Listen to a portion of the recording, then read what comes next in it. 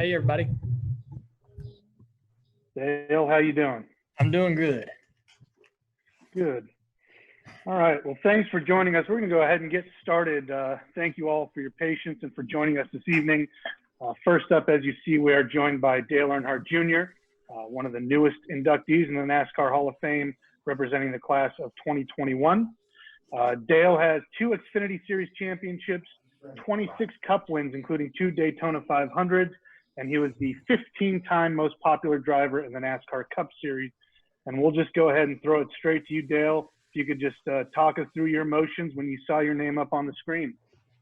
Yeah, I was, when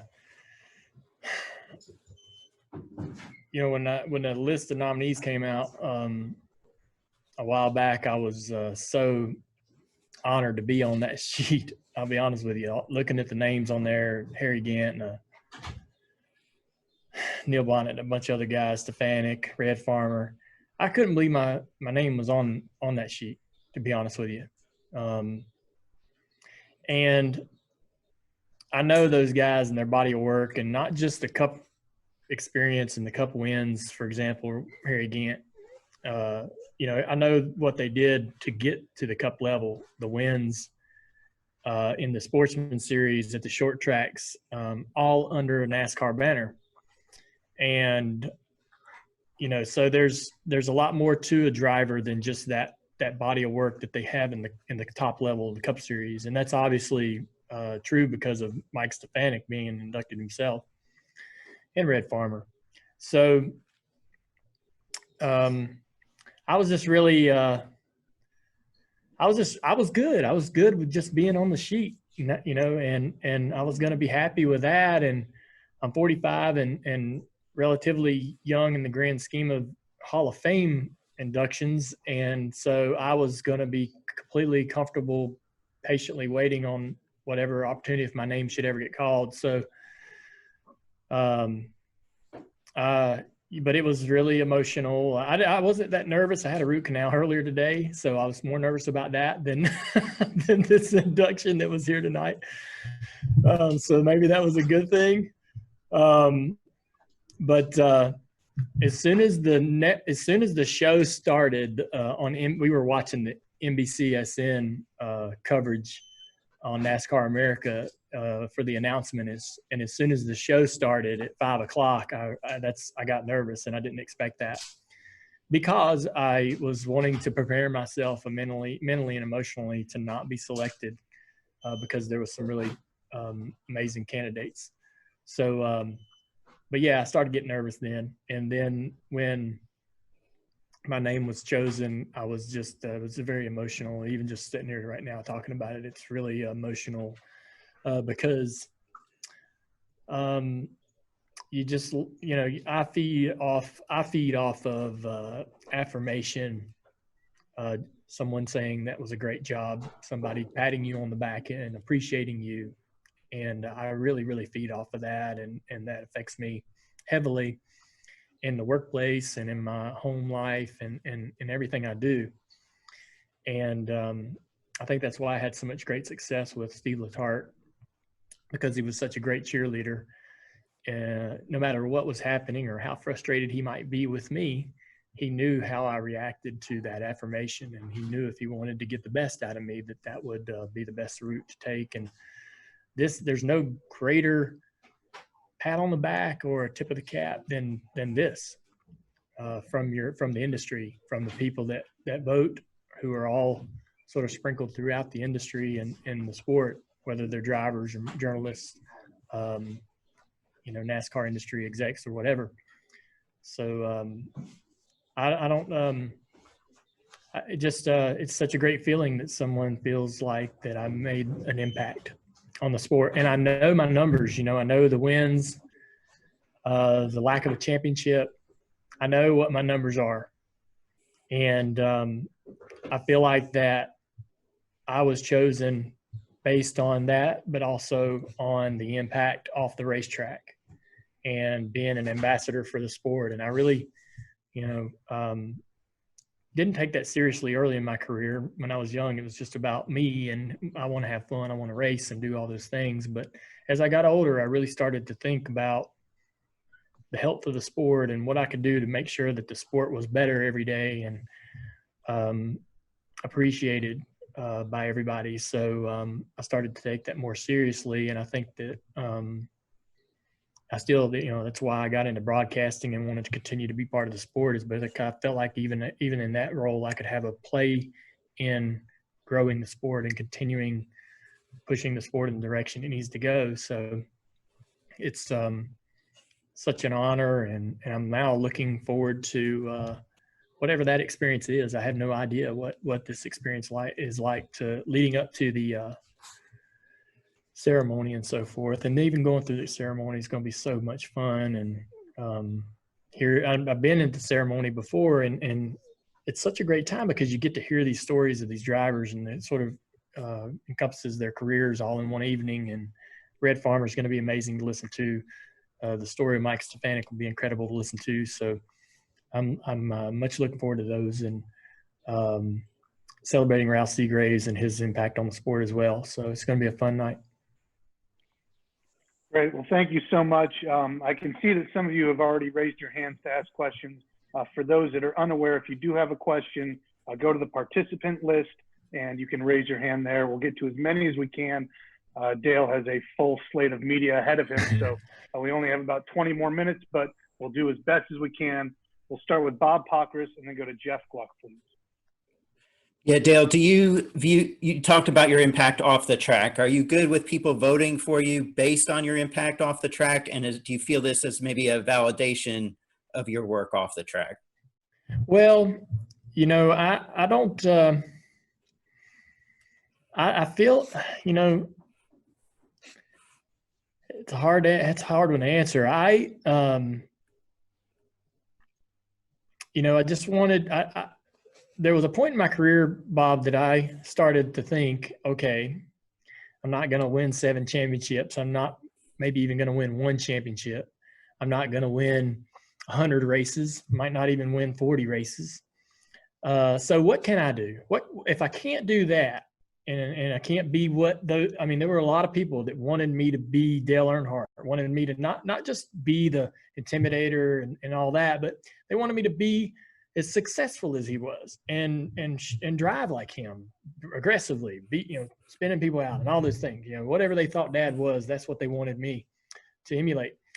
And when I realized that, hey, I'm not going to be able to win those races, I'm not going to be able to win a championship, I started to think of what I could do outside of that. What else could I control that would help the sport and be a good ambassador for the sport. So, and I wasn't always perfect, but I started focusing in those areas and being accessible, being available, being accountable, and I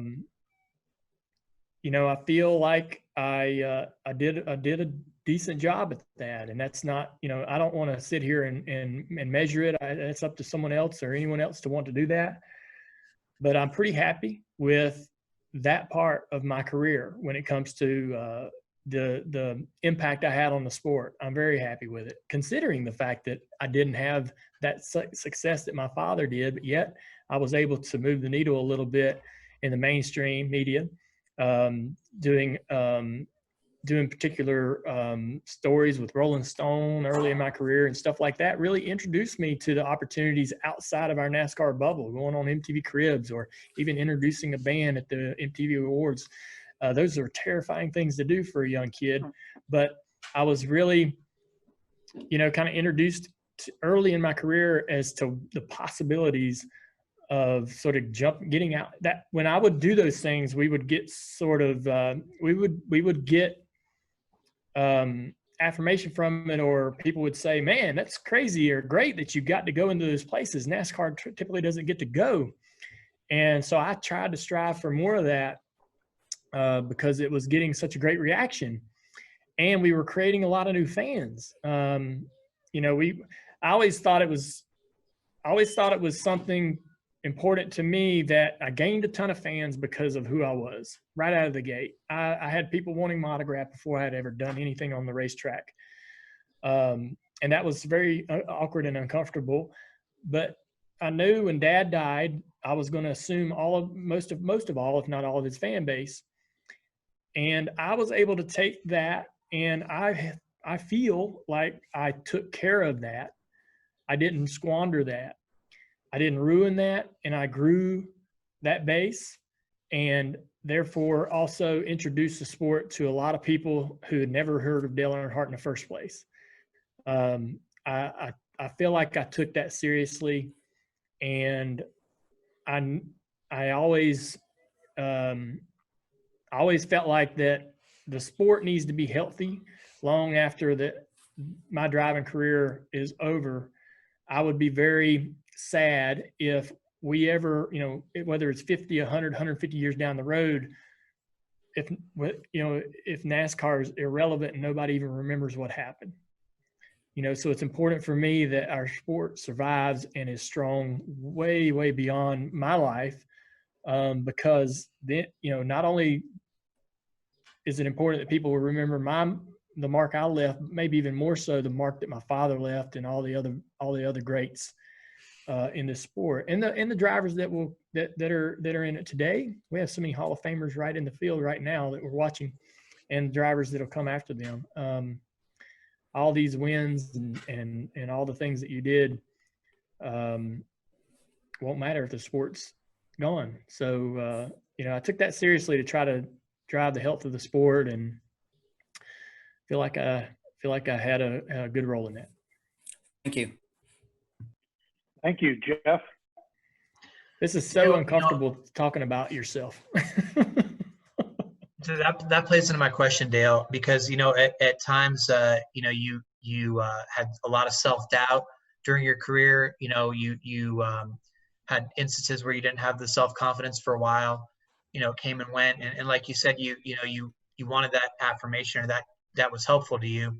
Now, for the rest of your life, everywhere you go, people are going to say, hey, here's NASCAR Hall of Famer Dale Earnhardt Jr. For a guy that has such a deep sense of history, do you think that will change? This will change the way that you look at yourself and view yourself now that you're going to be in the Hall of Fame? Maybe so, Jeff. I don't know. I just have to. I think every day you wake up and you want to make somebody proud. I talked about this just a bit earlier. Every day that I get up, I want to do something that makes my wife very proud of me. I seek that everywhere I go. Where I'm sitting in my podcast, we're doing a podcast. I want to make Mike Davis, proud of me, or go, man, that was a great job you did there. And everyone else in the room, I want them to be happy with the work and the effort and the result. I feel that same way in the booth. I had this instant connection with Sam Flood when he hired me that, man, I really want to make that guy proud that he did this. And I really want to make him feel like I made the right choice, in getting me to do that job. And so I think I'll always kind of have that every day when I get up. I don't know why I'm that way. I think I always wanted to do that with Dad when I was young, trying to make him proud in everything I did. His trying to get him to give you affirmation was so hard. And maybe a lot of dads are like that. They point out what you should have done differently, and trying to give you constructive criticism for sure. And you don't realize that in a moment, but getting that affirmation was always so challenging. And when he died, I went to other people to get that, Dale Jarrett and Mike Helton, and they were Rick Hendrick, Steve Letard, anywhere I could go try to find affirmation and appreciation, and I sought it out, and I still do that today. And I think that's just in my nature. Thank you. Thank you. Next, we'll go to Alex Anderchev from the Charlotte Observer.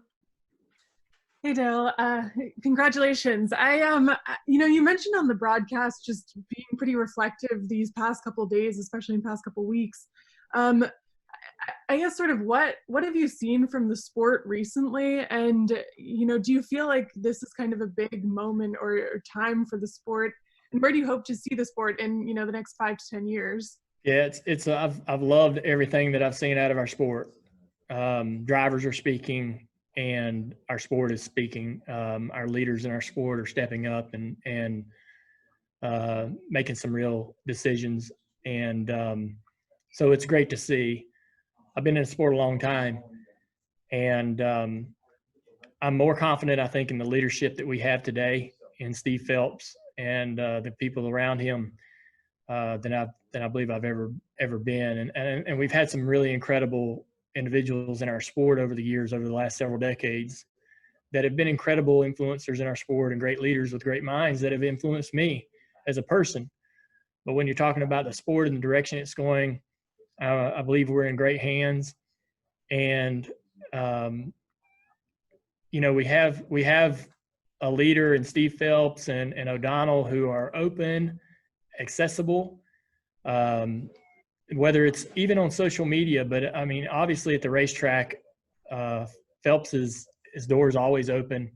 O'Donnell's a guy that I can text any moment of the day and have a conversation with about what the sport's doing, what direction we're going, decisions we're making. And it's, you can't, that's something that I think is very valuable and very helpful. So I'm excited. And, they just have to continue the conversation and continue to move forward, trying to push for change and creating a great environment for fans at our racetracks, and introducing the sport to new fans and creating new fans every day. Thank you. Thank you, Dale. We'll go on to Marty Smith and then Jordan Bianchi. Let me unmute there. Hey, man, congratulations. Hey, buddy. Can you hear me? Okay, very good. So Yep. I was really moved watching what you said to Dale Jarrett on NBC earlier about carrying the sport in after your daddy and all that.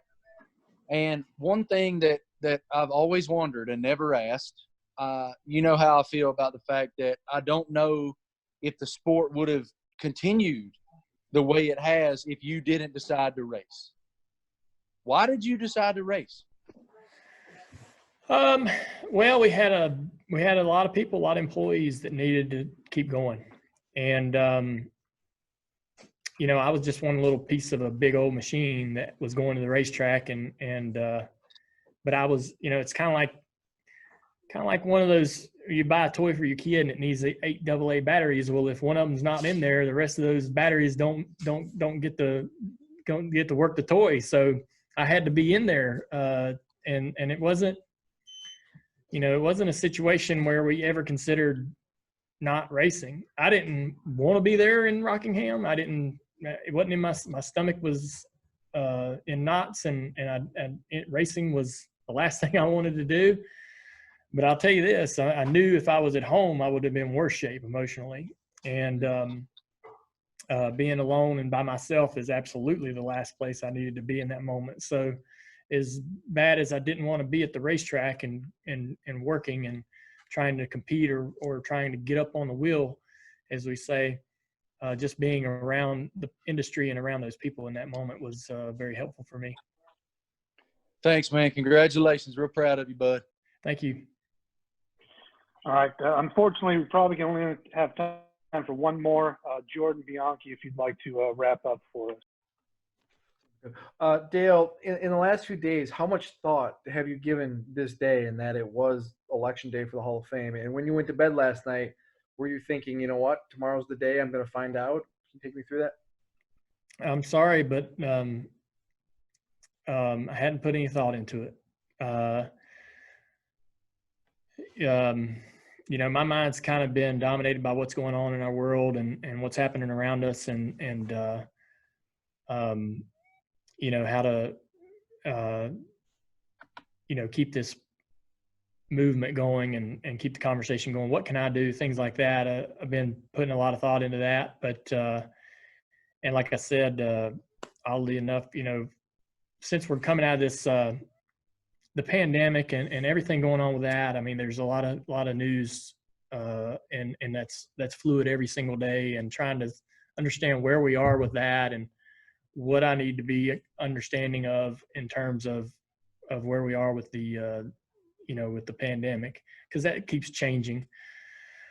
There's so much happening, and haven't really been able to put a lot of thought into this Hall of Fame induction. And we're all, everybody's coming as the world is sort of trying to get itself moving back in the right direction.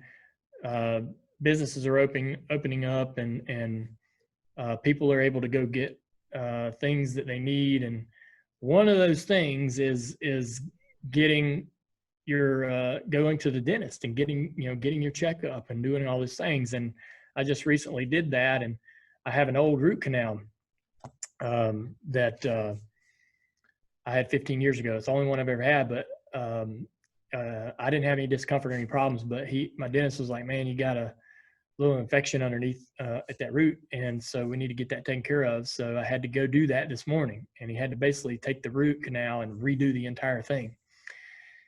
And so I've been more nervous about that. I think that the anxiety over that root canal today was kind of counter to what was going to happen with this Hall of Fame induction.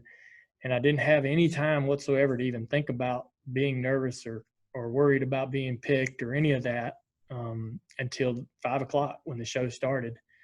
It really kind of started to hit me that, man, this is such a weird, important moment in my life. I didn't even know this was going to be this emotional. And so, yeah, I'm glad it wasn't worrying on me over the last couple of days. I've had a lot of other things to think about, but and my plate's pretty full with anxiety. So but it's a great feeling, and it was very emotional to be chosen. I was really taken aback or surprised by the feeling that came over me. Thank you. Yes, sir. Right. Well, thank you so much for your time today, Dale. Congratulations again, and we'll talk to you soon. All right, guys. Thanks a lot. And for all the media here, stay put. We'll have Red Farmer joining us here in approximately 5 minutes. And I do know there were a lot of questions for Dale we couldn't get to. My apologies. Thank you for your patience and understanding.